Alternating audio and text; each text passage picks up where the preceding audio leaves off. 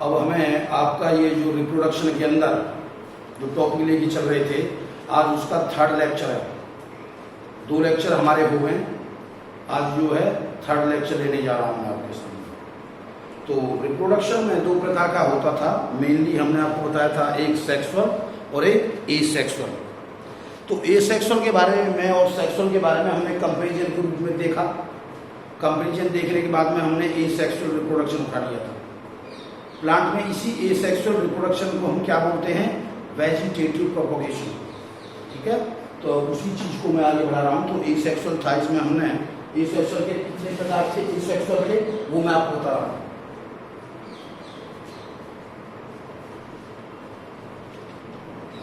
Asexual reproduction जो था, एक था फिशन, जो कि फर्दर 2 प्रकार का था, बाइनरी फिशन। और बाइनरी फिशन के अलावा दूसरा कौन सा था? दूसरा था मल्टीपल फिशन। तो बाइनरी फिशन और मल्टीपल फिशन 2 प्रकार के थे। बाइनरी फिशन को हम क्या कह रहे थे? बाई पार्टीशन डिवीजन भी कह रहे थे, क्योंकि इसमें 2 इक्वल, नियरली इक्वल भी हो सकते हैं और नियरली इक्वल भी हो सकते हैं, 2 डाटर पार्ट्स मिले थे।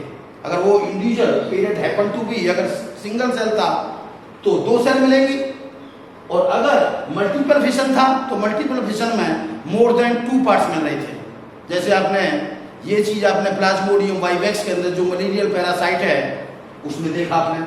और एक दूसरा एग्जाम्पल था इसका, जो है अमीबा का लेके चले थे हम। अमीबा को तो हम बाइनरी फिशन में भी लेके चले थे। एक मेन चीज बताऊंगा आपको, आपसे ये कहा जाता है कि जो मोनरा ग्रुप भी आपकी जो है जितनी बुक्स है उसके अंदर मोनरा ग्रुप को लिखा रहता है। अब आप कहेंगे क्या मोनरा ग्रुप में बाइनरी फिशन है, क्या चीज है?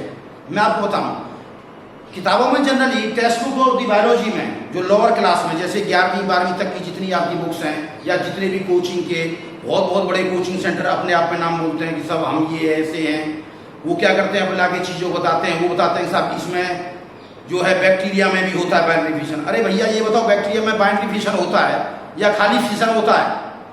बैक्टीरिया में टिपिकल किस्म का फिशन नहीं होता, क्योंकि बैक्टीरिया के अंदर कोई माइटोसिस डिवीजन नहीं होती है।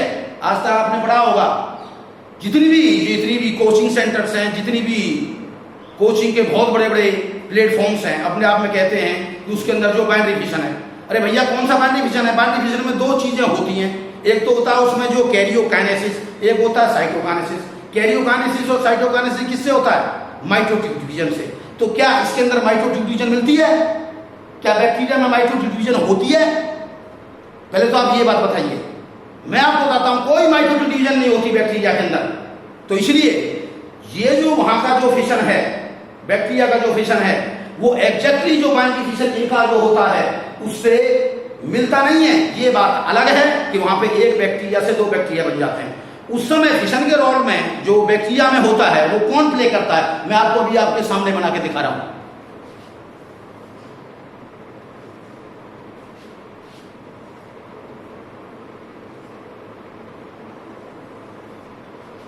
बैक्टीरिया के अंदर बाहर तो होती है सेल वॉल, ये आप जानते हैं, और अंदर क्या होती है? Plasma membrane.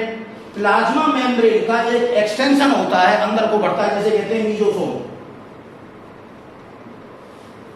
ये मीजोसोम आगे को बढ़ता है और अंदर होता है न्यूक्लियोइड या जीनोम। तो ये जीनोम पहले ही प्रियरली क्या करता है? रेप्लिकेट कर जाता है। वो रेप्लिकेशन के अंदर कोई माइटोटिक डिवीजन नहीं होती, सिंपली डीएनए की रेप्लिकेशन है। रेप्लिकेशन से डबल हो गया, उसके बाद क्या होता है? ये इससे अटैच होकर के यहां से यही आगे को बढ़ते हैं, मीजोसोम। इसका क्या नाम बोला मैंने? मीजोसोम। और जब ये दोनों मीजोसोम मिल जाते हैं आपस में, आगे बढ़ गए, जैसे ये यूं बढ़ा, ये आगे को बढ़ा, और डीएनए भी जो है डिवाइड हो गया ऐसे दोनों में, तो क्या हो गया? बाद में ये जो है बाइफर्केशन हो गया ऐसे अलग। अब आप देखिए ये अलग, बाद में अलग हो जाएगा, बिल्कुल अलग। तो एक सेल और 2 सेल हो गई बैक्टीरिया की। तो बैक्टीरिया के अंदर जो, जिसे आप बाइनरी फिशन कहते हैं, एक्चुअली उसे हम बाइनरी फिशन कह के हमें क्या बोलना चाहिए? एक तो फिशन बोलना चाहिए। तो वो एक स्पेशल किस्म का फिशन है जिसके अंदर कोई माइटोटिक डिवीजन नहीं होती है। माइटोटिक डिवीजन का मतलब ये नहीं है जो होता है, क्योंकि उसमें माइटोसिस तो होती ही नहीं है बैक्टीरिया में। पर वहां क्या होता है? रिप्रोडक्शन का फॉर्म क्या है? वहां पे फिशन, खाली फिशन कह सकते हो आप। अंदर उसमें भी स्पोर बन सकते हैं, ये भी आपने देखा होगा। स्पोर फॉर्मेशन में भी ये मीजोसोम रोल प्ले करेंगी। स्पोर जो होते हैं जो कि टाइड ओवर कंडीशन को करने के लिए आते हैं, कौन सी कंडीशन को टाइड ओवर करने के लिए, अनफेवरेबल कंडीशन ऑफ टाइम को, उसके लिए होता है। तो ये बात मैं थोड़ा सा हल्का सा इसलिए बताना चाहता था आपको, क्योंकि अभी कुछ दिन पहले मेरे जो स्टूडेंट्स हैं बाहर से, जो इंडिया से ही बाहर से, उनका एक फोन आया था मेरे पास। वो मुझसे जानना चाह रहे थे कि सर क्या, क्योंकि लोग भी बताते हैं ऐसा कि इसमें जो है बाइनरी फिशन होती है बैक्टीरिया में, क्या वो बाइनरी फिशन क्या वो माइटोटिक डिवीजन से होती है? तो मेरा आंसर मैंने आपको बता दिया कि वो माइटोटिक डिवीजन नहीं होती है। इसका मतलब वो जो फिशन है वो स्पेशल काइंड का फिशन है, जिसके अंदर कोई माइटोटिक डिवीजन नहीं होगी। सिंपली क्या होता है, मीजोसोम आगे को बढ़ते हैं, वो मीट करते हैं, उससे पहले डीएनए पहले ही डुप्लीकेट हो चुका होता है। और डीएनए की डुप्लीकेशन को यहाँ माइटोसिस नहीं कहते, इसको रेप्लिकेशन कहते हैं, है ना। तो यहाँ रेप्लिकेशन होता है डीएनए का, ये अंतर है, ये अंतर बताना चाहता हूं आपको, ठीक है। ओके, तो ये पुराना जो कुछ बच गया था, जो मुझसे क्वेश्चन पूछे थे, तो बहुत से बच्चे मेरे जो फॉरेन में हैं, जो स्टूडेंट्स हैं, जिनमें से कई हैं जो कि यूएसए में भी हैं, सब जगह हैं, तो उनके जो जवाब थे उसका मैंने जवाब दिया है, ठीक है। उनको ही मालूम पड़ गया हुआ और कोई पता लग गया, ठीक है। ओके, तो ये मैंने फिशन मैंने कंप्लीट कर दिया था। आपको सिंपली ये बताया था कि जो बाइनरी फिशन होता है इसमें डेथ होती है, क्योंकि something is to be used behind, something to be not used, something is to be left behind, पीछे जो बच जाता है, किसमें मल्टीप्लेक्स में बचता है, something is to be left behind, binary fission में नहीं बचता, क्योंकि बाइनरी फिशन में जब नहीं बचता है तो इसका मतलब वहां पर कोई भी नेचुरल डेथ नहीं होगी। मल्टीपल फिशन में क्या होता है, समथिंग अनयूज्ड साइटोप्लाज्म बच जाती है, उसी को हम डेथ के रूप में मानते हैं। तो इसलिए नेचुरल डेथ बाइनरी फिशन की ड्यूरेशन में नहीं होती, बल्कि मल्टीपल फिशन की ड्यूरेशन में मानी जाती है। ये अंडर जो है फेवरेबल कंडीशन में था बाइनरी फिशन, ये multiple fission under unfavourable condition period में था। तो ये हमने डिस्कस कर लिया था पहले, लास्ट टाइम भी किया था ये, तो ये बात तो पूरी हो गई। फिशन के बाद में नेक्स्ट टाइम आपने एक बात नोट किया होगा, फिशन जब हो रहा था तो उसके बाद में क्या था, पेरेंट का कुछ भी नहीं बच रहा था, यानी पेरेंट की आइडेंटिटी लॉस्ट हो रही थी। तो पेरेंट ने क्या कर दी थी, अपनी आइडेंटिटी लॉस कर दी थी। ये मैंने थोड़ा सा फास्ट इसलिए पढ़ाया है क्योंकि ये लास्ट टाइम इस चीजों को हम कर चुके हैं, इसलिए अब मैं थोड़ा सा स्लो होऊंगा क्योंकि मुझे अब आगे टॉपिक पढ़ाना है। तो नेक्स्ट में क्या है, एक और अदर मेथड जो है इन सेक्सुअल मीन्स का, वो कौन सा है, बडिंग। जब कभी बडिंग का नाम आता है तो एक पॉपुलर एग्जांपल होता है ईस्ट का, और एक दिखता है हमें हाइड्रा। दोनों हमें दिखाई दे के चलते हैं क्योंकि 9th में और जो 10th में ये दोनों ही एग्जाम्पल मिलते हैं।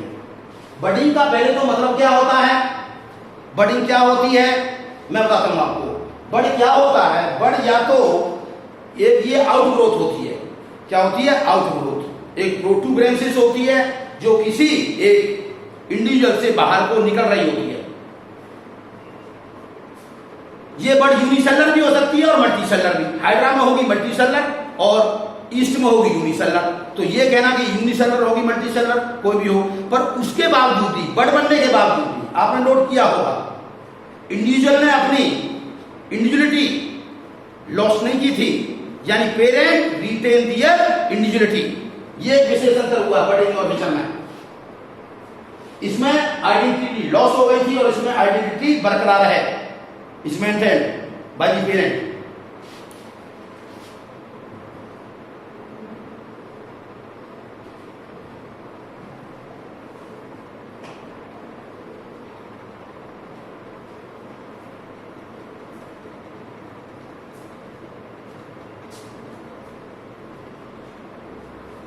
ये मैंने एक हाइड्रा दिखाया सिंपली, और ये दिखा दी बड। तो ये बड बाहर को है, ये छोटी बनेगी शुरू में, स्मॉल इन साइज होगी, फिर ये बड यहां से अलग हो जाएगी, डिटैच हो जाएगी और अपना ग्रो करेगी और इंडिपेंडेंट लाइफ करेगी। उसके बाद भी हाइड्रा बरकरार रहेगा पेरेंट। ये कैसी बड होती है, मल्टीसेलर। एक बात और बताऊंगा आपको, तो इसका बरकरार रहता है। ये क्या है, आउटग्रोथ है, प्रोटूबरेंसिस है, जो शुरू में बहुत छोटी होती है, बाद में धीरे धीरे बड़ी बनती है। स्पॉन्जिज में आपने देखा होगा, जैसे स्काइफा स्पॉन्जिज पॉलीफेरा को कहते हैं, उसमें क्या होता है, साइफन से साइफन होते हैं ऐसे, आपको बताऊं, उसमें दुनिया भर के पोर्स होते हैं, क्योंकि कोरिफेरा का मतलब ही पोर्स के नाम पे है। उनके अंदर भी ये बड़ बनती हैं, बड़, ये छोटी छोटी बड़ बनती है। कई बार ये बड़ अलग नहीं होती कि और इन्हीं बड़ पे और भी बड़ बन जाती हैं। ऐसी कंडीशन में जो पहली बड़ होती है उसे बोलते हैं प्राइमरी बड़। क्या कहते हैं? प्राइमरी बड़, जो पहली बड़ बनती है, और उसके बाद उस पर और जो बड़ बनती है उसे कहते हैं सेकेंडरी बड़, एंड सो ऑन। तो इस तरह एक चेन ऑफ बड़ बन जाती है। क्या बन जाती है? चेन ऑफ बड़, जिसे कॉमनली रूप से टोरूला भी कहते हैं। टोरूला, आप ये जानते हैं ईस्ट, जो कि यूनिसेलर में आती है। आपने ये कभी सोचा कि ये यूनिसेलर में आती है, इसको प्रोटिस्टा ग्रुप में रख करके एस्कोमाइसीटस क्लास होती है फंजाई की, जो कि एक हायर क्लास होती है फंजाई की, उसमें रखा हुआ है। वाई? क्यों? बायोलॉजी भी तो साइंस है, इसीलिए में भाई एंड हाउ ये बहुत होंगे इसके अंदर। ये है ईस्ट, ये वक्यूल है, ईस्ट है। तो ईस्ट पे क्या होता है, यहां से एक बड़ बनती है, ठीक है, जो कि माइटोटिक डिवीजन से बनती है जनरली। एक बात बता दूं, इसमें जो बड़ बनती है माइटोसिस डिवीजन से जो बनती है, और वो माइटोटिक डिवीजन कैसी होती है? एसिमेट्रिक। एसिमेट्रिक की बात मैं लास्ट टाइम बता गया था कल आपको, कि यानी न्यूक्लियस की डिवीजन इक्वल हो और साइटोप्लाज्म अनइक्वल हो, उसे कहते हैं एसिमेट्रिक। तो ये बड़ बनी थी, बड़, और ये ईस्ट पेरेंटल है, ईस्ट सेल है, ठीक बात। देखिए इसमें जब ये बड़ बन रही है तो उस समय ठीक है, डीएनए कंटेंट दोनों में इक्वल हो गया बनने के टाइम पर क्या ये मस्ट होता है इक्वल? नहीं, कई बार ए माइटोटिक से भी बन सकती है। ये पॉइंट नोट किया जाए, बड़ फॉर्मेशन के लिए हमेशा ही माइटोटिक डिवीजन नेसेसरी नहीं है, वो ए माइटोसिस से भी हो सकता है। जो आपने 11वीं पढ़ा था, ए माइटोटिक डिवीजन कैसी होती थी? ए माइटोटिक डिवीजन जो होती थी उनको हम जो डायरेक्ट डिवीजन कहते थे। माइटोटिक डिवीजन कैसी होती है? डायरेक्ट, जबकि उसमें क्या होता है, जो माइटोसिस होती है वो होती है इनडायरेक्ट, और ए माइटोसिस क्या होती है? Direct division. तो ए माइटोसिस से हो सकता है, ए माइटोसिस से हो सकता है। तो ये हो गई बड़। कई बार क्या करता हमने देखा, जब गुड कंडीशन होती बड़ अलग नहीं होती कि एक और बड़ पे बड़, और भी बड़, और भी बड़ पे और बड़, ऐसे बन जाती है। तो एक चेन ऑफ बड़ बन जाती है, जो कि अपीयरेंस होती है, give rise to appearance of pseudomycelium. किसका अपीयरेंस देती हैं? सूडोमाइसीलियम। तो क्योंकि सूडोमाइसीलियम हो गया, और माइसीलियम क्या होती है? माइसीलियम किसकी बनी होती है? उसकी जो बॉडी होती है फंजाई की, उसे क्या कहते हैं? माइसीलियम। माइसीलियम किसकी बनी होती है? हाइफी में सेल्स होती है। तो आपने देखा ये यूनिसेलुलर कहां रह गई? बहुत सारी वो आ गई।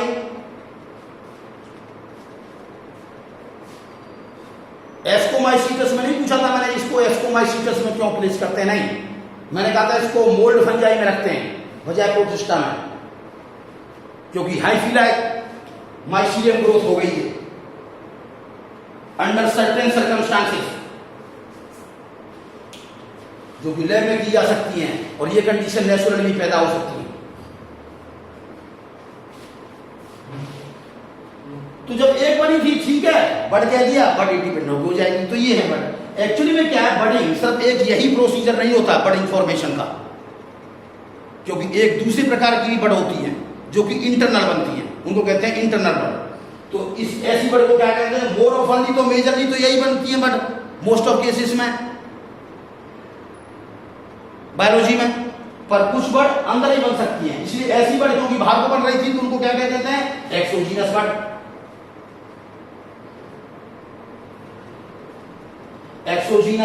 एक्सोजीनस का मतलब है जो आउटसाइड है। कुछ ऐसी भी केसेस हैं जहां पर जो इंटरनल बड़ बनती है, इंटरनल बड़। इंटरनल बड़ फॉर्मेशन जो है ये कैरेक्टरिस्टिक है किसकी? जो फ्रेश वाटर स्पॉन्जेज होते हैं, लाइक स्पॉन्जिला, फ्रेश वाटर स्पॉन्जेज।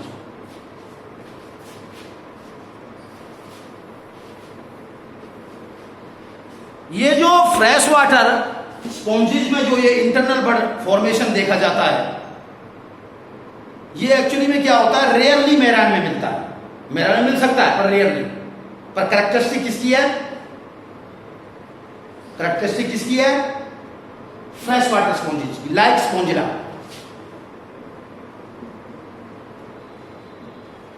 जो कि फ्रेश वाटर स्पॉन्ज है। मोस्ट ऑफ स्पॉन्जेस तो जो होते हैं वो तो मैरान होते हैं, पर कुछ फ्रेश वाटर भी होते हैं like the Spongilla.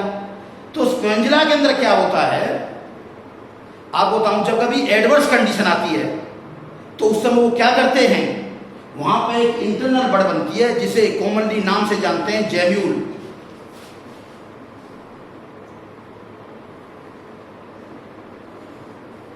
GEMMULE, gemmule. तो वहां पर होती है जेम्यूल फॉर्मेशन। ये जो जेम्यूल फॉर्मेशन है ये किस काम के लिए होती है, to tide over the unfavourable condition, जिसे कहते हैं आप पेरिनेशन। और दूसरा काम इसका क्या होता है, डिस्पर्सल, ताकि एक जगह से दूसरी जगह पर ये डिस्पर्स हो सकें, डिफरेंट इकोलॉजिकल निच को एक्वायर कर सकें। क्योंकि आप जानते हो स्पॉन्जेस हमेशा कैसी होती हैं, सिसाइल होती हैं, एक ही जगह पे रहती हैं। अगर वो एक ही जगह पे ग्रो करते रहेंगे तो ओवर क्राउडिंग हो जाएगी। इसलिए उनमें डिस्पर्सल के लिए भी कोई मैकेनिज्म होना चाहिए, नेचर ने ऐसा कर रखा है। तो इसलिए उनमें ये जेम्यूल दोनों का काम करती है, डिस्पर्सल का भी करती है उस स्पीशीज के लिए, दोनों किस्म का काम होता है। ये जो जेम्यूल है ये क्या करता है, डिस्पर्सल में भी हेल्प करता है, डिस्पर्सल में भी हेल्प करता है, और पेरिनेशन का भी रोल होता है, यानी to tide over the unfavourable period of the time, ये भी काम होता है। दोनों काम होते हैं। जेम्यूल दिखता कैसे है, मैं आपके सामने बनाता हूं। एक्चुअली में 12th की क्लास में जो इंसिग्निया दिया हुआ है वो जेम्यूल का ही दिया हुआ है, ऐसा बना रखा है। आप देखिए उसमें यूं करके यूं करके यूं करके,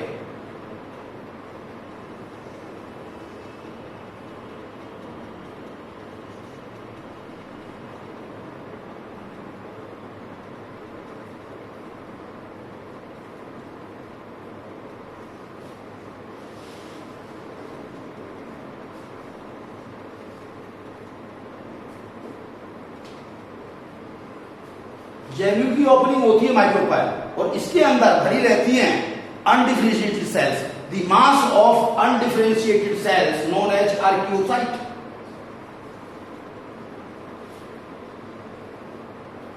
मास of undifferentiated cells known as archaeocyte. Actually में ये जो आर्कियोसाइट्स हैं, these are the totipotent cells. Totipotent cell वो होती हैं जिनसे डिफरेंट काइंड की cells, all the different kind की सेल बन सकती हैं। ये अपने आप में एक किस्म की स्टेम सेल्स हैं। ये आर्कियोसाइट्स जो हैं ये अपने आप में क्या है, स्टेम सेल्स, जिनसे अदर किस्म की सेल बन जाती है।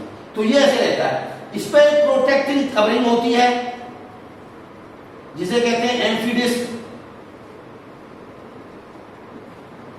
जो इन आर्कियोसाइट को प्रोटेक्ट करती रहती है बाहर से। और अंदर को जो है इसमें मीजनकाइम के अंदर, ये जो मिडल पोर्शन है मीजनकाइम है, तो इस मीजनकाइम में क्या होते हैं, स्पीक्यूल्स। स्पीक्यूल्स इनमें क्या होते हैं, स्पीक्यूल्स, जो कि स्केलेटल सिस्टम है ना इसका, पोरिफेरा। तो ये है वो, ये एम्फीडिस्क ऐसे दोनों प्रकार से ऐसे है ना, ये होती है जेम्यूल। तो ये है वो रेस्टिंग बॉडी, इंटरनल बॉडी। जब ये इंटरनल बॉडी बनती है तो आप पूछेंगे क्या स्पॉन्जिला अपना इंडिविजुअलिटी बरकरार रखता है या नहीं। दोनों ही काम हो सकते हैं। स्पॉन्जिला ऐसी कंडीशन में डिसइंटीग्रेट भी हो सकता है, वो क्या हो सकता है, डिसइंटीग्रेट भी हो सकता है। तो ऐसे केस में सिर्फ ये बचेगी। तो अंडर सर्टेन सर्कमस्टांसेस यहां पेरेंट इंडिविजुअलिटी लॉस कर सकता है, पर मोस्ट ऑफ केसेस में हम बड़ी से मतलब एक्सटर्नल बड़ी मानते हैं, एक्सोजीनियस बर्ड, क्योंकि उसमें लॉस्ट नहीं होता। तो इसलिए हम एग्जाम्पल के तौर पे क्या कह देते हैं, इसमें इंडिविजुअल अपनी लॉस्ट करते हैं जो पेरेंट होते हैं, इसमें नहीं करते क्योंकि एक्सटर्नल बर्ड के काम। इंटरनल बर्ड में जरूरी नहीं हमेशा लॉस्ट होगा, पर इंटरनल बर्ड कोई बहुत ज्यादा एग्जाम्पल नहीं है, बहुत कम है, पर इंटरनल बर्ड बनती है, वो मैंने बता दिया। ठीक है, तो ये दूसरा काम जो है बर्डिंग का हो गया। अब हमारा नेक्स्ट है, इसमें आगे बढ़ते हैं, बढ़ने के बाद थर्ड है फ्रेगमेंटेशन। थर्ड है फ्रेगमेंटेशन।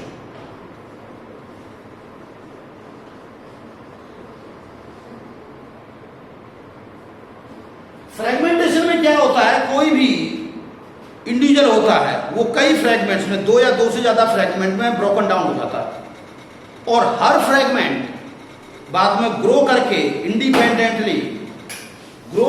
इंडिपेंडेंटली क्या करता है,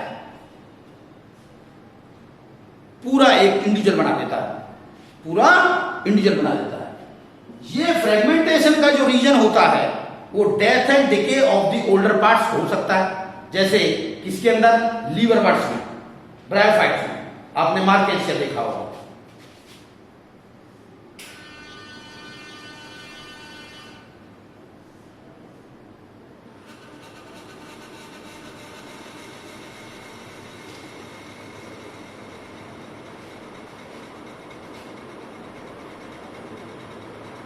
रिक्सिया देखा होगा, मार्केल से रिक्सिया, उसमें क्या होता है, जैसे ये है, उसमें डाइकोटोमस ब्रांचिंग होती थी ना, तो वहां क्या होता है, death and decay of the older parts. ये जैसे है, ये इधर को था एक इधर को था, ये तो यानी ये यहां से डेथ हो रही है, तो ये अलग इंडिपेंडेंट हो जाए और ये अलग इंडिपेंडेंट हो जाए, दो पार्ट्स में हो गए। आपने देखा नहीं, ये मैंने डायग्राम जो बनाया इसमें पूरा यू करके यू बनाया, ये पूरा बीच में मैंने ये कर दिया। अब क्या हो गया, मैंने यहां से इसको तोड़ना चालू किया, डेथ एंड डिके। जब डेथ एंड डिके, जब ये यूं टूट जाएगा तो ये अलग हो जाएगा, ये अलग हो जाएगा, फिर ये दोनों जो पार्ट्स हैं, ये 1 एंड ये 2 बाद में जाके इंडिपेंडेंटली हो गए, ग्रो करके इंडिपेंडेंट आता है, जैसे मार्केंसिया में बताया मैंने, रिक्सिया, ये दोनों लीवर बर्ड्स हैं अंडर दी ब्रायोफाइटा ग्रुप में, ये लीवर बर्ड्स हैं, उनमें होता डेथ एंड डिके। ये किससे होता है, by the death and decay of the older parts. दूसरा क्या होता है, वेव एक्शन से, जो पानी में रहने वाले हैं इंडिविजुअल्स, जैसे सीलेंट रेट के अंदर है सी एनीमोन, स्टार फिश हैं जिसे सी स्टार कहते हैं, इकाइनोडर्मेटा, उनमें भी क्या होता है,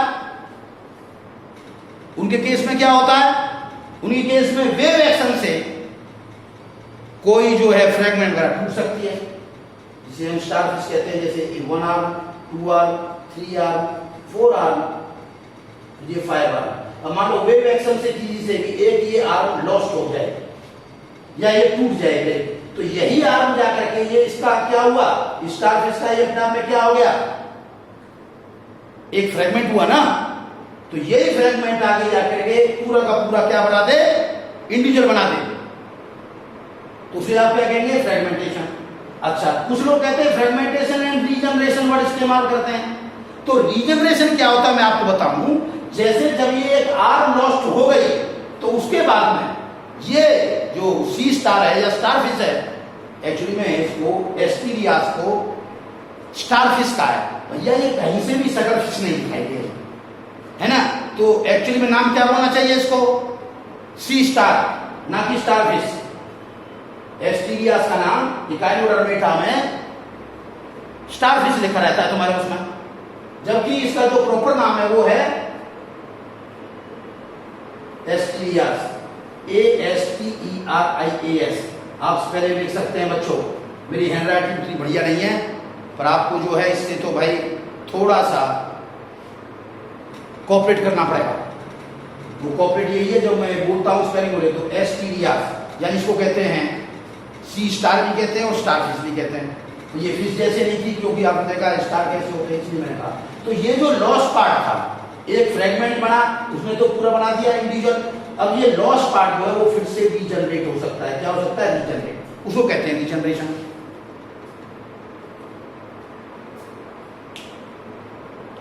फ्रेगमेंटेशन और रीजनरेशन आपने उसमें भी देखी होगी, प्लानेरिया, हाइड्रा वगैरह में भी देखा होगा। उसमें क्या था, देखिए आप,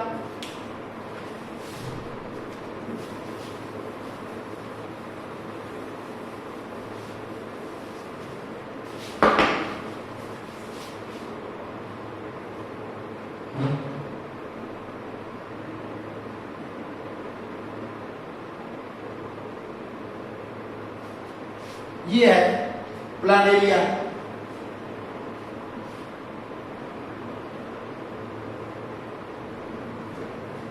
या यूजीसिया। तो इसमें क्या था, इसमें भी कट ऐसे हो सकता है, यूं हो जाए कट, यूं हो जाए कट, कई जगह मार दिए मैंने, फ्रेगमेंट बना दिए थी। ये ऊपर का कर दिया, यहाँ से कट मारा मैंने, ऊपर का पोर्शन हो गया। ये मिडल हो गया, यहाँ से कट मार दिया, एक मिडल पोर्शन हो गया। ये नीचे वाला रीजन हो गया, टेल वाला रीजन। तो ये भी टेल वाला रीजन करके रीजन करके पूरा टेलिया बना सकता है, ये टेल रीजन। मिडल वाला भी दोनों पोर्शन बना सकता है, मिडल में ऊपर वाला पोर्शन एंड लोअर पोर्शन दोनों बन जाएंगे। ये है अपर पोर्शन, अपर से लोअर वाले बन जाएंगे, टेल से ऊपर वाले बन जाएंगे। तो ये तीनों यूज हो गए, 3 फ्रेगमेंट में तोड़ दिया मैंने, और इन्होंने धीरे धीरे जाके क्या बना दिया, अपना बना दिया। तो क्योंकि इनको आप रीजनरेशन भी कह सकते हो, उसको आप फ्रेगमेंटेशन भी कह सकते हो, क्योंकि जब ये ब्रोकन डाउन हो जाएंगे तो हर फ्रेगमेंट अपने आप में क्या बना देगा, एक अलग प्लान एरिया बना देगा। तो अब इसको क्या कहेंगे, फ्रेगमेंटेशन कहना चाहें आप फ्रेगमेंटेशन कह सकते हो, रीजनरेशन कहना चाहें आप रीजनरेशन कह सकते हो। इसलिए बहुत से लोग क्या करते हैं, फ्रेगमेंटेशन के साथ ही क्या लिख देते हैं, एंड रीजनरेशन।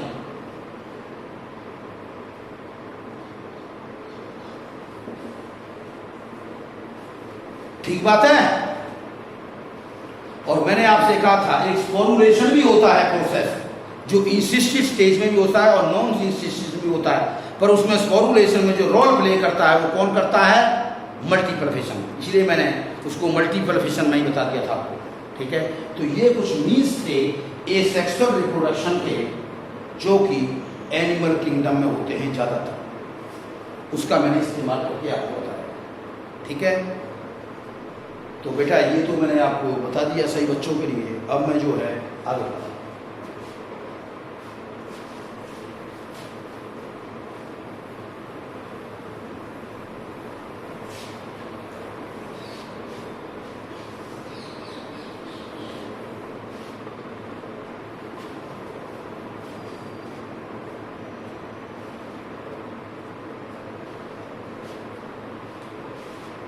प्लांट के अंदर इस सेक्सुअल रिप्रोडक्शन को क्या कहते थे हम, वेजिटेटिव रिप्रोडक्शन।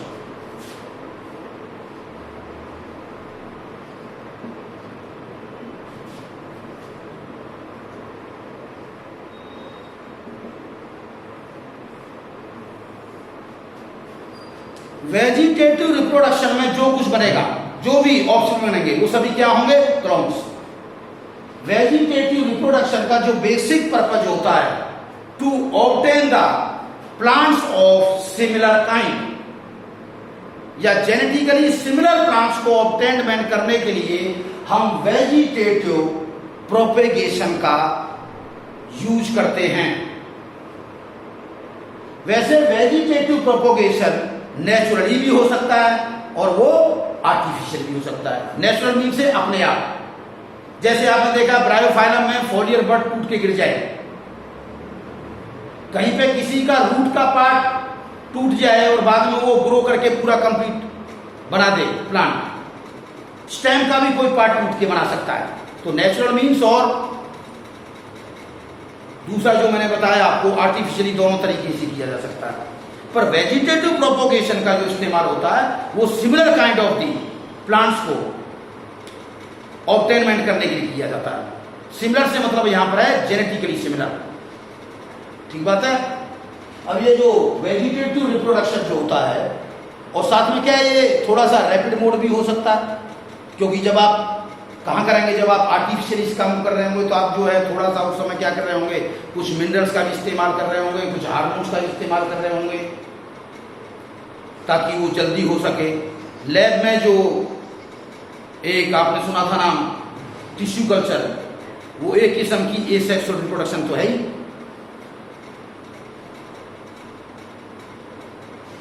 अब देखिए वेजिटेटिव रिप्रोडक्शन में सिर्फ एक सोर्स ऑफ वेरिएशन क्या होती है, स्पॉन्टेनियस म्यूटेशन, जस्ट एक वही होती है। अब ये वेजिटेटिव रिप्रोडक्शन के लिए क्या पार्ट हो सकते हैं, देखिए रूट भी हो सकता है, स्टेम भी हो सकता है, लीफ भी हो सकता है,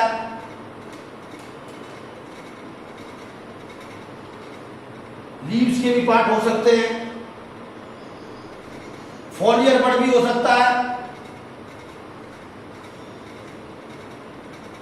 फ्लोरल पार्ट भी हो सकते हैं। आप कहोगे फ्लोरल पार्ट से आपका क्या मतलब है? अरे फ्लावर में सभी, फ्लावर ऑफ कोर्स एक रिप्रोडक्टिव ऑर्गन होता है, पर उसमें स्टेमन, और स्टेमन क्या है? रिप्रोडक्टिव, एक जो मेल रिप्रोडक्टिव यूनिट है, और कार्पल ये या पिस्टिल एक फीमेल रिप्रोडक्टिव यूनिट है। बाकी इसके अलावा तो एसेसरी पार्ट्स है ना।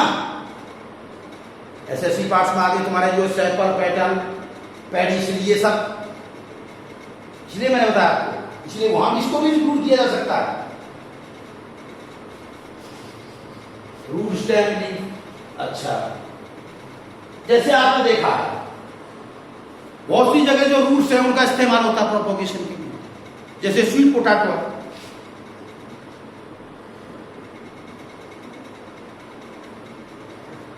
ये ट्यूबरस रूट होती है, एडवेंटिशियस रूट होती है, इसमें फूड स्टोर होता है जिसे हम आइकोमिया कहते हैं। बोटानिकल नेम क्या होता है? आइकोमिया। बैटाटस, हिंदी में कहते हैं शकरकंद, मीठी होती है ना शकरकंद।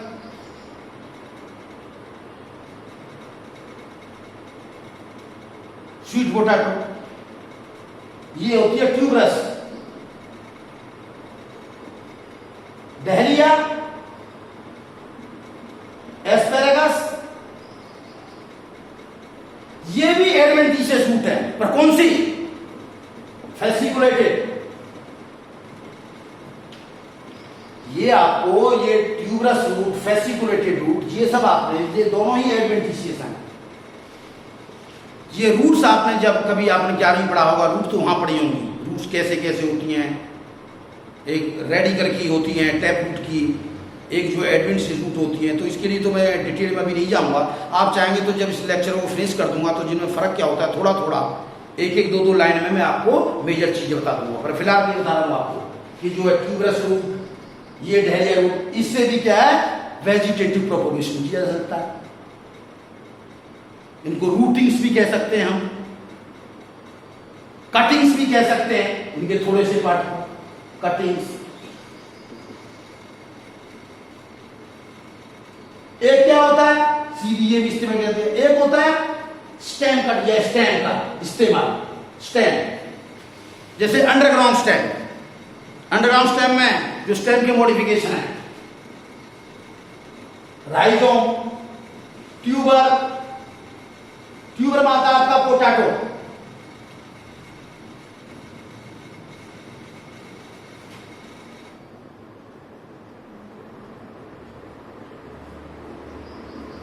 सोलेनम ट्यूबिरोसम।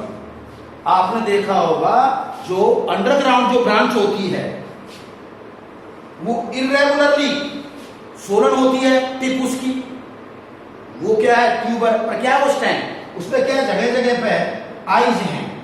ये जो आइज हैं ये रिप्रेजेंट कर रही है नोड को, बड को। आइज किसको रिप्रेजेंट कर रही है? बड को। क्यों कर रही है?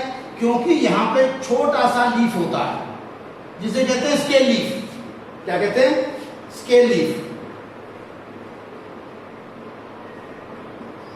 और स्केल लीफ इसके एक्सिस में है बड, इसके एक्सिस में है बड। तो ऐसी बड कौन सी हुई? बड एक्सिलरी बड। कौन सी हुई? एक्सिलरी बड। तो यहां जो भी ये जो बड जब ग्रो करेगी तो बाहर को आकर के कोई हो सकता है, तो एक्सिलरी बड। इसमें क्या होती है? इस पर एक्सिलरी बड, बड ये एक्सिलरी बड। लीव जहां अराइज होता है उस रीजन को क्या कहते हैं? नोड। तो आप ये भी कह सकते हो, कुछ कई किताबों में आपको यहाँ पर जो आइज हैं या ये बड हैं खाली लिखा रहता है बड। बड में भी एग्जामिनर पूछ लेता है आपसे, जैसे एएमयू पीएमटी क्वेश्चन पूछा था हमारे यहाँ पर एएमयू में कि ये कौन सी है बड? एक्सिलरी बड, टर्मिनल बड, एसेसरी बड। तो वहां खाली बड से काम नहीं चलेगा। वो कौन सी है बड? एक्सिलरी बड। एक्सिलरी बड क्यों है? क्योंकि लीफ के एक्सिस में बड है। लीफ अराइज किससे हुआ है? नोड रीजन से। बहुत छोटा होता है। स्केल क्यों कहते हैं? क्योंकि इसका काम होता है प्रोटेक्शन। जो कोई फोटोसिंथेसिस का काम थोड़ी कर रहा होता है। स्केल का मतलब क्या होता है? प्रोटेक्शन, तो ये इस बड को प्रोटेक्शन के लिए होता है, तो ये भी होता है, मेथड है, ये ऐसे होता है। स्वीट पोटैटो रूट है, पोटैटो ये मॉडिफाइड आपको बताया था स्टेम है। इसके अलावा आपने देखा है अंडरग्राउंड में कॉर्म होते हैं, राइजोम होते हैं, बल्ब होते हैं, ये होते हैं।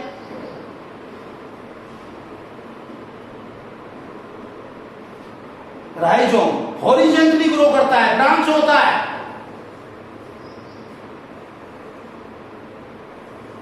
इर्रेगुलरली ग्रोथ हो रही होती है।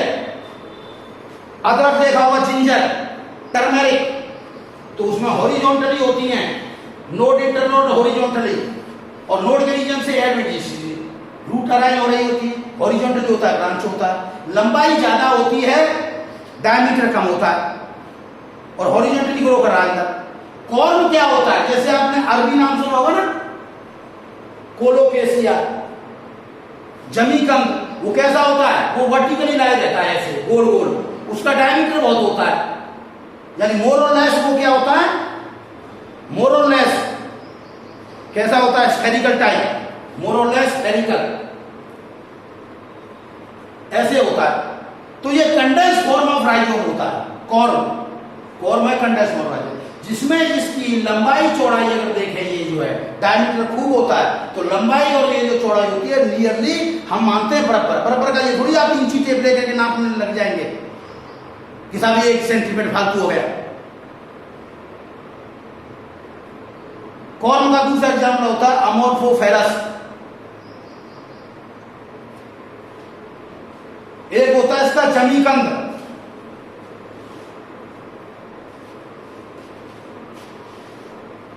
कहा जाता है ना सीता मैया ने वनवास के टाइम पे कंद, फूल, जमीकंद इनको खाया था,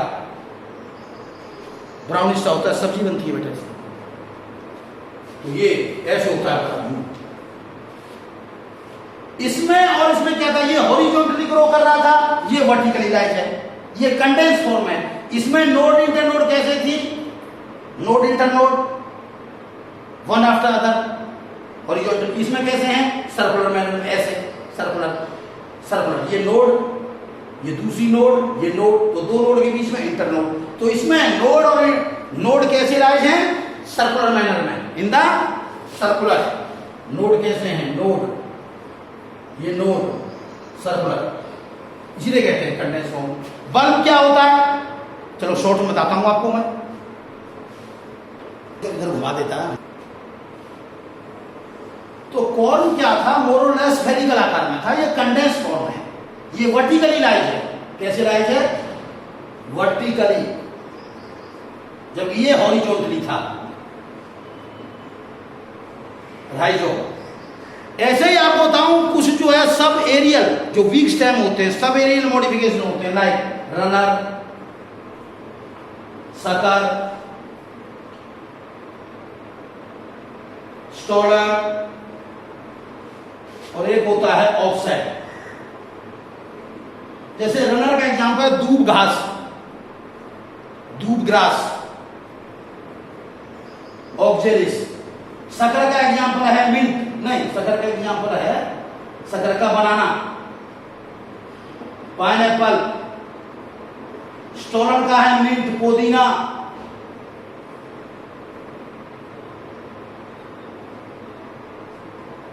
स्ट्रॉबेरी,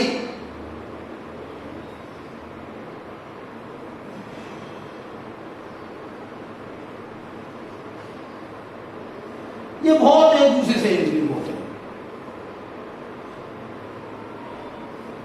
रनर होता है बिल्कुल ओवर दी ग्राउंड ग्रो कर रहा होता है, यानी बिलो सॉइल नहीं होता।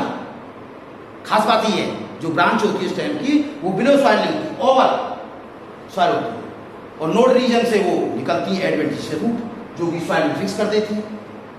सकर में क्या होता है, सकर के अंदर क्या होता है, सकर में और इसमें रनर में क्या अंतर है, ये बिलो द सॉइल, यानी सॉइल जैसे ये हो गई, इसको मैं सॉइल मान लिया, और कोई एक ग्रो कर रहा है स्टेम, जैसे यहां से यहां हो गया, ये चाहे तो ये इसके नीचे से होकर ऊपर को आएगा सॉइल से, या ऊपर से कोई भी इसकी ब्रांच इसमें अंदर एंट्री कर जाएगी सॉइल में, either entry into the soil या कोई ब्रांच इसकी इससे बाहर निकल के आएगी। तो सकर क्या होता है, बिलो द सॉइल, बस ये अंदर होता है, रनर में above the soil, over the ground, soil के ऊपर ही रहता है, भीतर नहीं। सकर बिलो द सॉइल, वहां से निकल के आता है, ये है एक्चुअल अंतर।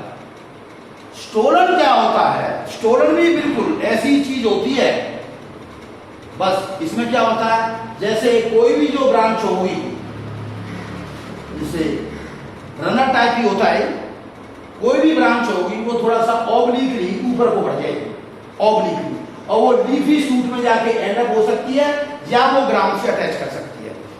बात यूज करना है इसमें and up into the leafy shoot, ये सॉरी सकर, लीफी शूट। बनाना दोनों का एग्जांपल आता है। बनाना के अंदर क्या होता है, स्टोलन भी है, नहीं सॉरी, बनाना सकर का भी एग्जांपल है और राइजोम का भी एग्जांपल है। बनाना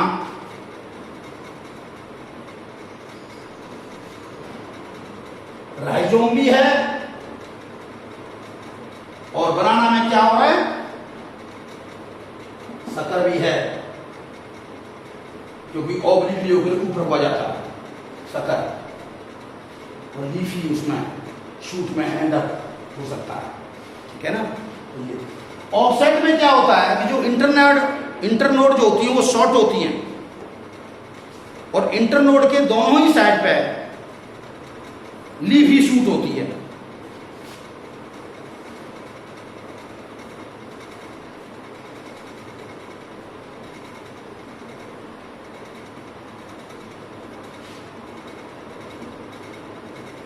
इंटरनोड स्टाउट है, मोटी है, छोटी है, ये लीफ है, लीफ, ये भी लीफ है, ग्रुप ऑफ लीफ। नीचे वो एडवेंटिशियस रूट है। तो नोड रीजन से क्या निकलते हैं, लीफ, और वहां से नीचे को उसी रीजन से नोड से क्या निकल रही है, एडवेंटिशियस रूट्स।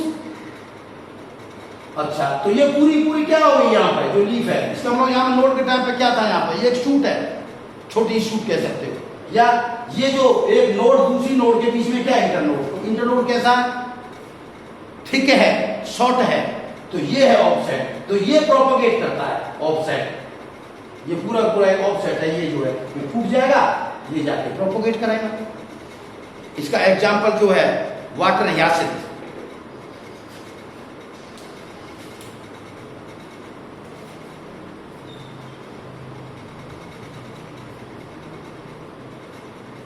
जिसे इकोर्निया कहते हैं। टेरर ऑफ बंगाल नाम सुना होगा आपने,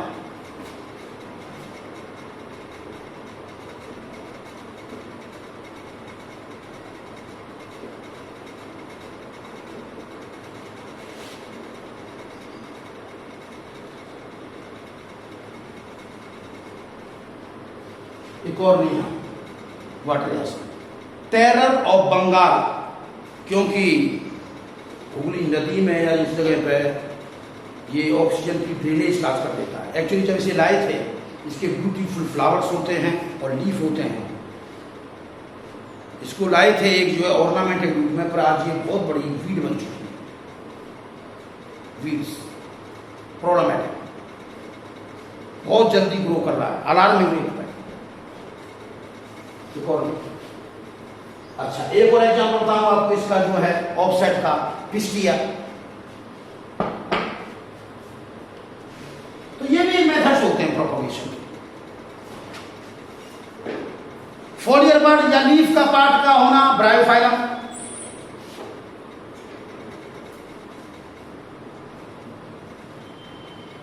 ब्रायोफाइलम के पत्ते में फोलियर बड बनती है, लीफ पे बनती है बड, इसलिए कहते हैं फोलियर बड। फोलियर बड, तो फोलियर बड भी वहां पे क्या है, प्रोपेगेटिव एजेंट के रूप में करता है।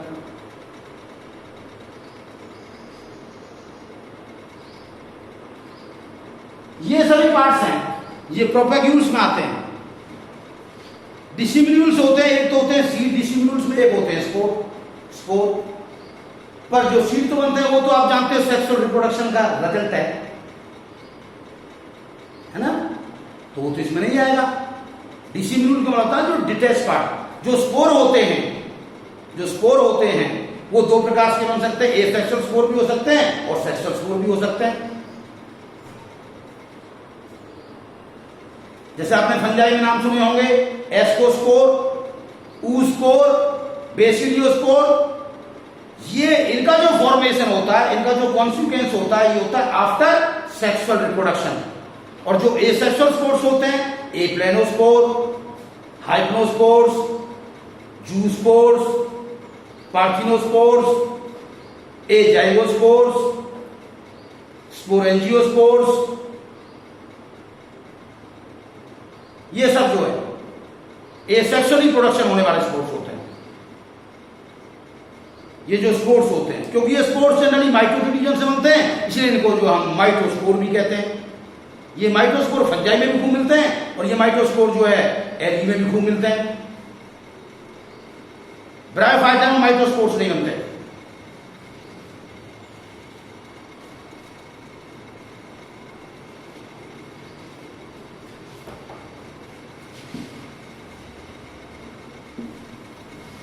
तो बहुत सारे मेथड्स है वेजिटेटिव प्रोपोगेशन। तो ये वैसे तो एंड अप नहीं हो पाएंगे, तो इसलिए इसको मैं बहुत ही शॉर्ट में लाकर इसको बता रहा हूं आपको। मेथड क्या हो सकते हैं, एक हो सकती है कटिंग्स,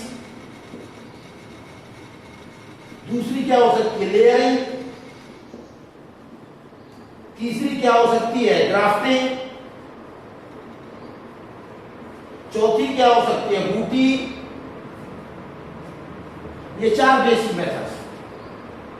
कटिंग में क्या होता है, एक किसी प्लांट का एक पार्ट्स है जो ऑर्गन है उसको काट देते हैं कटिंग्स के रूप में, कटिंग को यूज करते हैं। जैसे वो रूट कटिंग हो सकती है, स्टेम कटिंग हो सकती है, वो लीफ कटिंग हो सकती है, किसी का पार्ट होता है। रूट कटिंग का इस्तेमाल किसमें होता है, रूट कटिंग का इस्तेमाल लेमन में हो सकता है, में टेमारिंड एटसेट्रा। स्टेम कटिंग का मेन एग्जांपल रोज है, सुगरकेन है, इनमें इस्तेमाल करते हैं।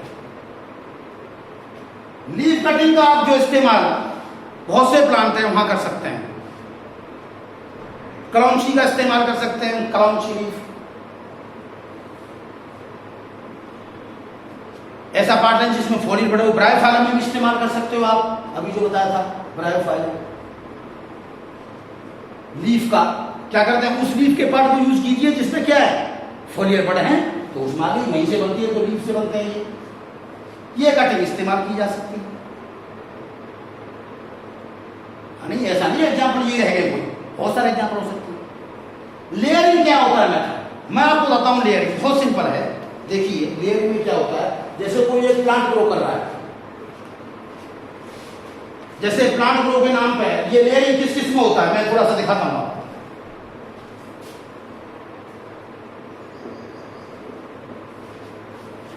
ग्रेप वाइन में कर सकते हो, सिट्रस में यूज कर सकते हो, लेमन में यूज कर सकते हो, और भी बहुत सारे प्लांट हैं। पोथोस में यूज कर सकते हो, मनी प्लांट एटसेट्रा। लेयरिंग में क्या होता है, जैसे कोई प्लांट ग्रो कर रहा है, ये देखिए प्लांट है। अच्छा, इस प्लांट पे जो है स्टेम ब्रांचेस भी होंगी, जैसे एक ये ब्रांच चली जा रही है, एक है कि ये नीचे को जाएगी, एक ये नीचे वाली ब्रांच है। तो जो लोअर मोस्ट ब्रांच होती है, नीचे को ब्रांच जो नियर द ग्राउंड है, the lower branch of a plant is to be bend, उसको बेंड कर देंगे। इसमें वो ब्रांच कैसी होनी चाहिए, फ्लेक्सिबल। और बेंड करने के बाद उस पर क्या कर दिए, बेंड करके उस पर सॉइल डाल दीजिए। सॉइल, ये है सॉइल, सॉइल डाल दीजिए, तो ये बेंड हो गई। करना क्या है, जो लोअर ब्रांच है, या आप इसको ऐसे कह सकते हो, lower most branch is to be bend over the ground and now a moist soil is to be put over that. जैसे ये करती है, moist soil put over. Moist soil क्यों? क्योंकि वाटर की अवेलेबिलिटी होनी चाहिए। अब धीरे धीरे क्या होगा, आफ्टर सम टाइम यहां से एडवेंटिशियस रूट्स बन जाएंगी। अब इसको यहां से कट कर लीजिए, ये होगा लेयरिंग। जितना ज्यादा ये बैंड होगा उतनी अच्छी बनेगी ये लेयरिंग मेथड। एक दूसरा और होता है कंपाउंड लेयरिंग। कंपाउंड में क्या होता है, ये जो बैंड था ना, एक न उभरे कई बैंड हो, इसमें मतलब ब्रांच और ज्यादा फ्लेक्सिबल हो, यूं हो गई, फिर यूं चली गई, और हो गई, और हो गई, और ऊपर चली गई, कई हो गई। ये किसमें होता है, पोथोस में, मनी प्लांट में कर सकते हो। तो लेयरिंग भी एक दो प्रकार की हो सकती है, हो तो बहुत प्रकार की सकती है, एक सिंपल लेयरिंग, एक कंपाउंड लेयरिंग।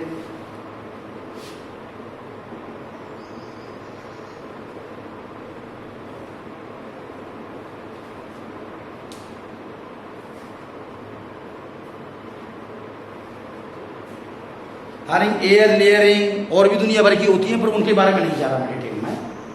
अब किसी को स्पेशली नीड होगी तो उसके लिए बता दूंगा, ठीक है। लेयरिंग कंप्लीट हुआ, अब आता है grafting.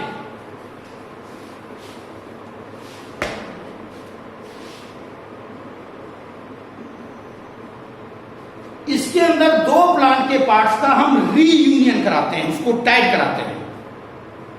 Reunion of the two parts of the to different plants. वो जो डिफरेंट प्लांट्स होते हैं उनका हम रीज्वाइनिंग कराते हैं। वो सेम स्पीसीज के भी हो सकते हैं और वो अलाइव स्पीसीज के भी हो सकते हैं। इसमें क्या कहा जा रहा है, reunion of the two plant organs of two different plants. एक पार्ट होता है रूटेड पार्ट और एक होता है स्टेम पार्ट।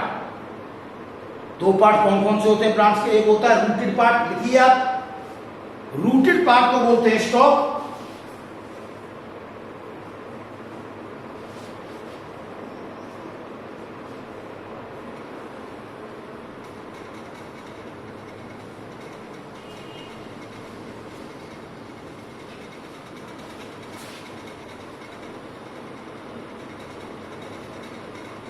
और स्टेम पार्ट को बोलते हैं स्कियोन।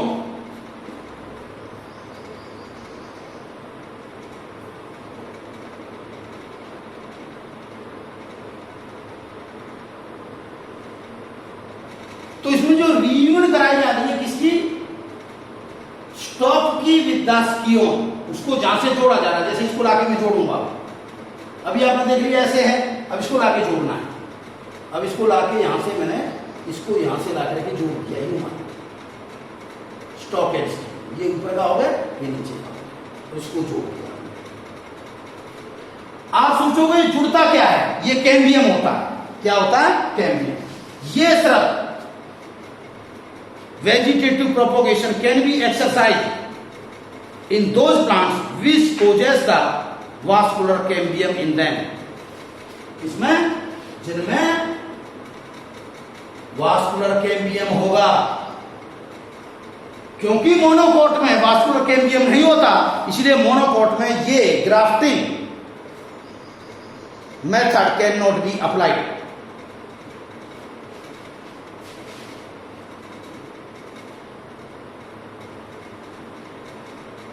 ग्राफ्टिंग के लिए वास्कुलर बंडल्स का एक रिंग में अरेंजमेंट होना भी जरूरी होता है। अनाटमी पढ़ा होगा आपने क्या, आप लिख सकते हैं, एक एडिशनल बात क्या लिख सकते हैं, for grafting experiment vascular bundles must be arranged in the ring. क्योंकि मोनोकोट में कोई भी कंडीशन नहीं होती, इनमें से दोनों में से कोई नहीं, इसलिए मोनोकोट में ये एक्सरसाइज नहीं होता। इसलिए अगर आप इस एक्सपेरिमेंट को बनाना में करना चाहें तो नहीं होगा, बनाना मोनोकोट है।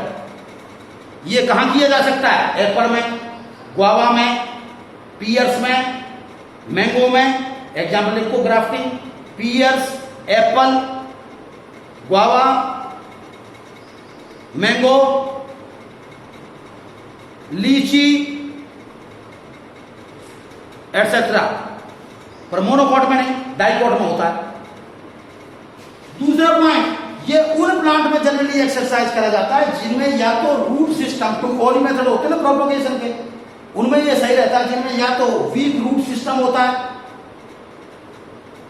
वीक रूट सिस्टम होता है, या वो जनरली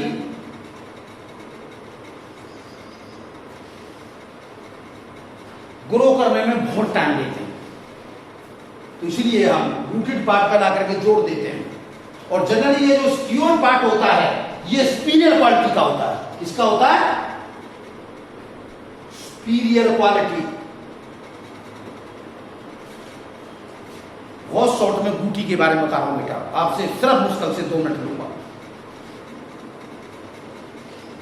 बूटी में कुछ नहीं होता, उसमें भी क्या होता है, एक पेड़ होता है जैसे ट्री, उसमें क्या होता है, उसकी एक जो ब्रांच होती है हेल्दी ब्रांच, जैसे हेल्दी ब्रांच होती है, जैसे ये एक हेल्दी ब्रांच कोई, तो इस हेल्दी ब्रांच को में से क्या करते हैं 2 to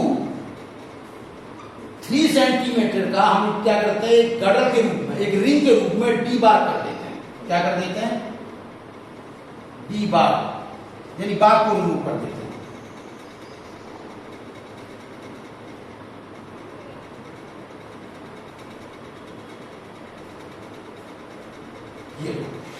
ये पोर्शन में डी बार दिखा दिया। डी बार का मतलब है यहां से बार को रिमूव कर दिया और ये रिंग में कर दिया, जैसे कोई पूरा ये हो, जैसे छील दे दो तो 3 सेंटीमीटर का चार पूरी कर दो। और इस जगह पे क्या बांध दो आप? क्ले, हे, क्या क्या इस्तेमाल कर रहे हैं? क्ले, हे, स्ट्रा और थोड़ी सी क्ले। क्यों? क्योंकि थोड़ी ये मॉइस्ट रहे। क्या रहे? मॉइस्ट रहे। मॉइस्ट की कंडीशन बरकरार रखनी है। और इसको यहां पे करके फिर इसका क्या कर दिया? बांध दिया हमने, टाइट कर दिया with the help of A rack. Rack के साथ इसको टाइट कर दिया। जब इसको कर दिया तो उसके बाद क्या हो गया? बिल्कुल ये बांध दिया। जब ये बंध गया पूरा तो धीरे धीरे क्या होगा, कुछ टाइम बाद 2 to 3 मंथ्स के बाद में हो सकता है टाइम पर यहां पर रूटिंग्स बननी चालू हो जाएंगे। इसका मतलब आपकी बूटी तैयार है। कट कर दीजिए, बूटी तैयार है। इसको कहते हैं बूटी। ये अर्ली मानसून सीजन में जनरली इसका प्रैक्टिस होता है, क्यों? मानसून सीजन कम से कम 2 से 3 मंथ चलता है ना, तो इसलिए कभी अच्छा होगा इसको प्रैक्टिस करना अर्ली मानसून।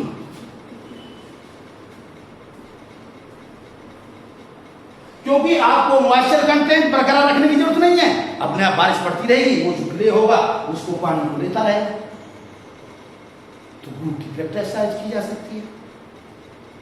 तो बूटी में कुछ नहीं, बिल्कुल लेयर की तरह था, बस अंदर क्या था, जो ब्रांच थी हेल्दी उसको डी बार किया है। डी बार यानी वहां से क्या है, बार को रिमूवर किया है।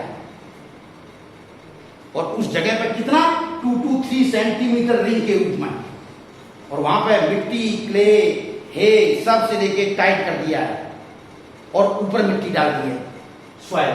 धीरे धीरे ये बन गई है। इसको काट दोगे, मिट्टी तैयार। तो ठीक है भाई, वेजिटेटिव प्रोपगेशन कंप्लीट हो गया।